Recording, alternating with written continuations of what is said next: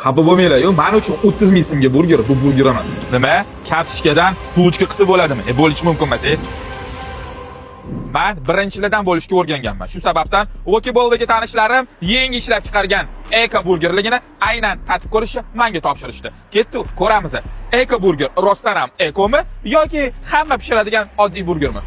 Xullas, nonligiga bitta alohida 5 emas 6, mazasi cho'tki, ichida haqiqiy kartofel bor. Bunaqasini men eshitganman-u, hali ko'rmagan edim. Kotletalar 100% go'shtdan, hech qanaqa kimikatlasiz, hech qanaqa piyoz nonlasiz, mazasiga gap bo'lishi mumkin emas. Pul oldi deb o'ylaydiganlar, 10 ming, 100 ming dollar olib maqtayman. Hazillashdim. Men yaxshini yaxshi, yomonni yomon deydiganman. Shu sababdan ham birinchi bo'lib blogerlarning orasida men shu burgerni yeb ko'ryapman. Xullas, bitta kelib yeb ketadigan joy. Mana kartoshka free, umuman 1 gram ham yog'siz tayyorlangan desam ishonasizlarmi?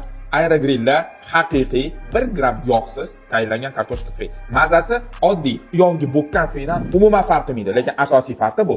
Bu narsa odam uchun zarar emas. Inson normalni kuniga ovqatlanadigan bo'lsa 3000 kilokaloriya o'rtacha yeyish kerak. Bu burgerlar 650 kilokaloriya. Nima? Matematikani tushunasizlar? Bu degani o'rtacha 4 ta 5 ta burger yeb kuniga bemalol mazza qilib yursanglar bo'ladi. Endi asosiysi lokatsiyaga keladigan bo'lsak, meni uyimni shunda yonida Sadaf to'yxona bor. Sadaf to'yxonani to'g'risida bitta sekret ochaman. Birinchi men ochgan konditerskiy bushi aynan shu lokatsiyada bo'lgan. Shuning uchun bu joyga meni ko'nglim ham, qalbim ham bo'lakcha.